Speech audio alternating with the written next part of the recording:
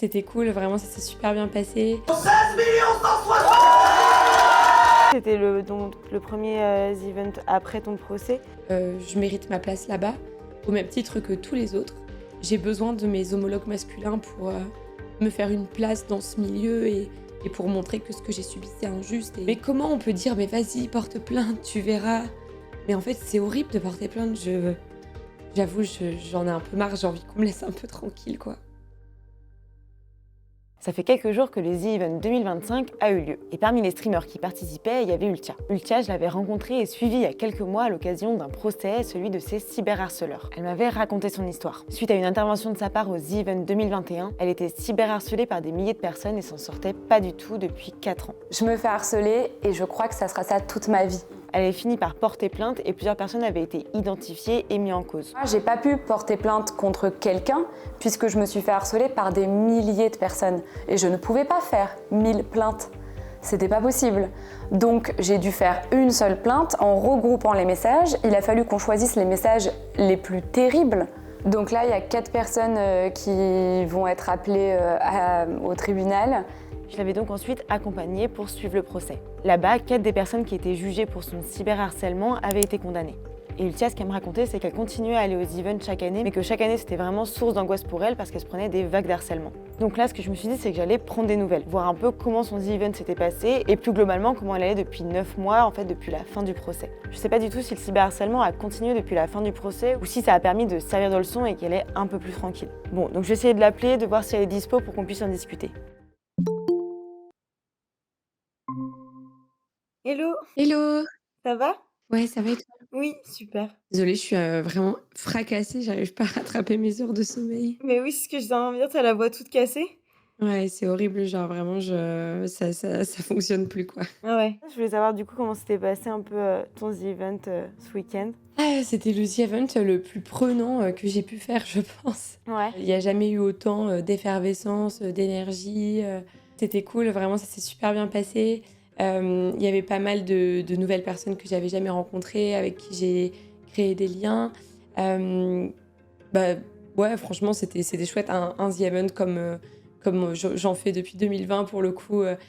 Et là, du coup, c'était donc le premier The Event après ton procès.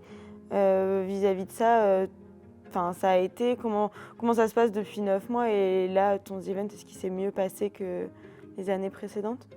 Ben, c'est difficile de faire pire que l'année précédente parce que j'avais vraiment subi une énorme vague de harcèlement et un message sur 4 était banni dans le chat par les modérateurs. Donc j'avais passé tout le week-end à faire comme si je lisais pas tous les messages horribles dans le chat. Et là, cette année, c'est la première fois que vraiment il y avait quasiment rien, quoi. Il y a quasiment rien qui a été banni. Les modérateurs m'ont dit on a quasiment rien dû faire. Donc est-ce que c'est le procès? Est-ce que c'est le procès qui en a calmé plus d'un? Est-ce que c'est parce que j'ai pas partagé mes donation goals sur Twitter? Ça paraît idiot dit comme ça, mais l'année passée, j'avais partagé mes donation goals. Les donation goals, c'est des petits objectifs que tu te donnes pour dire si vous donnez 100 000 €, je ferai ci. Si vous donnez 150 000, je ferai ça. Est-ce que c'est parce que cette fois-ci, j'ai décidé de ne pas les partager sur Twitter, qui est vraiment une plateforme horriblement toxique? Est-ce que c'est le procès? Est-ce que c'est les deux à la fois? Je sais pas.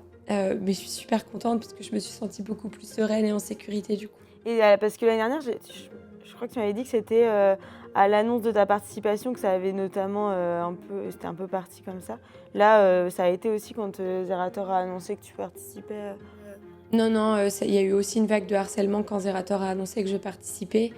Une vague de harcèlement envers Ponce et moi. Mais comme j'ai quitté Twitter, désolée, je fais que parler de ça décidément, mais c'est vraiment, je pense que c'est vraiment le berceau du harcèlement, de mon harcèlement en tout cas. Comme j'ai quitté Twitter, je me suis absolument pas connectée. J'ai même des gens du milieu qui m'ont dit j'ai vu ce qui se passait pour toi sur Twitter, je suis désolée. Moi j'ai fait je sais pas et j'y vais pas, j'en ai aucune idée. Ouais. Et toi personnellement, même au-delà du The Event, ça s'est un peu calmé quand même de manière générale. Comment tu te sens? Depuis le procès, je sens que le harcèlement il s'est calmé pour le coup. C'est pas simple parce que j'ai été obligée de payer un huissier pour récupérer ce que les gens me doivent. Parce que visiblement, je sais pas, je comprends pas comment est fait la justice. Je comprends pas que je doive payer un huissier parce que pour retrouver l'argent qu'on me doit. Donc je suis encore la tête dedans quand même sur ce point-là. Et il y a un des prévenus qui a fait appel. Ok. Celui qui devait partir en prison ou un autre? C'est ça, celui qui avait du ferme, il a Ok. fait appel. Celui qui est pas venu en fait. Et ça aussi, oui. je trouve ça fou parce que du coup, non seulement t'es pas venu, en plus, je dois avoir un procès l'année prochaine. Je dois repayer des frais d'avocat. Ouais. Franchement, c'est fatigant. éreintant. Et en fait, je me dis, j'en parlais à une amie hier, mais comment on peut dire, mais vas-y, porte plainte, tu verras. Mais en fait, c'est horrible de porter plainte. Donc là, ouais, je suis encore dedans, quoi. En disant ça, avec le recul, là, tu as été à peu près tranquille aux events, mais finalement, tu as encore un procès l'année prochaine et tu dépenses, tu as des frais et tout. Est-ce que tu es quand même contente de l'avoir fait ou au final... Franchement, je sais pas, c'est trop dur à dire. Je sais pas, c'est super dur en fait. Je suis contente de l'avoir fait, je sais pas. Franchement, j'en sais rien. C'était très fatigant, c'est vrai. Mais est-ce que mon harcèlement se porterait mieux si je l'avais pas fait? Est-ce que c'est aussi pour les autres que je l'ai fait? Pour que ça fasse jurisprudence, pour que ça s'arrête, pour que mes homologues puissent aussi être plus tranquilles? C'est trop difficile à mesurer comme impact. Aujourd'hui, je sais pas si je regrette ou pas d'avoir fait ce procès.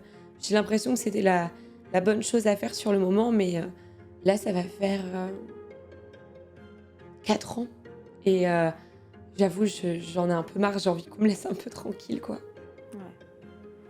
C'était quoi justement l'ambiance avec les autres streamers? Enfin, tu dis tes homologues, faut qu'ils soient tranquilles aussi, etc. Est-ce que là, aux events, est-ce qu'on t'en parle? C'est quoi l'ambiance par rapport à ça justement là-bas? Ouais, je sais pas si t'as vu, mais en fait, j'ai fait des nouvelles rencontres à ce The Event, notamment le youtubeur Nicolas, que je connaissais absolument pas. Et il y avait aussi sur place Mastu, pour le coup, lui, je le connais. J'avais comme chaque année, le petit carnet d'idoles, qui est juste ici, que je faisais remplir aux gens du The Event. Et ça donnait lieu à des petits morceaux d'interview assez sympathiques, genre c'est quoi ton film préféré, c'est quoi ta musique préférée, etc. Donc c'était des petits moments interview un peu sympas. Et en fait, j'ai interviewé Nicolas et c'était un super moment. C'était très riche comme échange et c'était très touchant aussi. Et en fait, je m'y attendais absolument pas, mais il a fait un tweet qui m'a vraiment beaucoup touchée. En fait, il a tweeté à quel point j'étais une belle rencontre pour ce The Event, à quel point j'étais chouette, même s'il me connaissait pas avant, et qu'on me déteste pour aucune raison. Il a expliqué aussi que j'étais juste quelqu'un dans mon coin qui travaillait avec passion et que c'était facile. En fait, il a aussi dit un truc que je trouve super important. Il a dit c'est facile de taper sur les gens discrets, mais le The Event, c'est fait pour rapprocher tout le monde. Et en fait, je trouve que c'est super important ce qu'il a dit parce que le The Event, parfois, ça donne un peu, et d'autres événements du genre, ça donne un peu une dynamique de salle de classe où il faut savoir s'intégrer, il faut être cool, faut pas être trop, mais pas assez non plus. Et moi, personnellement, à chaque fois, j'ai l'impression de retourner à l'école, quoi, et de devoir me faire une place dans une salle de classe où les rapports sociaux sont parfois pas simples. Et du coup, le fait qu'ils disent ça m'a beaucoup fait plaisir. Et en fait, les gens en commentaire, ça me tue. En fait, ça me tue. Il y en a plein qui disent j'avoue, je pensais que c'était vraiment qu'une connasse, mais en fait, elle est sympa. Et moi, là, je me dis mais qu'est-ce que j'ai fait, quoi, pour mériter ça en premier lieu? Parce que même cette espèce de redemption arc dont Nicolas ne fait pas partie, hein, parce que Nicolas, il est pas en redemption arc. Nicolas, il dit juste mais en fait, elle est cool, c'est quoi votre problème? Mais cette espèce d'arc de rédemption de la part des gens, mais en fait, il me rend aussi malade. Parce que du coup, je me dis, mais comment vous avez pu vous faire un avis faussé sur moi pendant tout ce temps? C'est vraiment douloureux. Ouais. Et Mastu a répondu aussi en disant, j'ai jamais compris pourquoi on tapait sur elle comme ça. Je veux dire, je suis contente que, et même si c'est triste de constater ça, mais j'ai besoin de mes homologues masculins pour me faire une place dans ce milieu et pour montrer que ce que j'ai subi, c'est injuste. Par rapport aux events, est-ce que tu trouves quand même... pour toi, c'est quand même une bonne chose de continuer à y aller, justement, de ne pas te laisser... La première année, j'avais l'impression d'aller à l'abattoir, quoi. Enfin, c'était horrible. Je me suis posé la question et je pense que les autres se sont posé la question pour moi aussi, d'ailleurs. En mode, est-ce que vraiment je dois aller là-bas si c'est pour me faire harceler encore? Mais je pourrais pas m'avouer vaincue. Enfin, c'est pas du tout mon genre et Et pour moi, ne pas me rendre au The Event, c'est un aveu d'échec, quoi.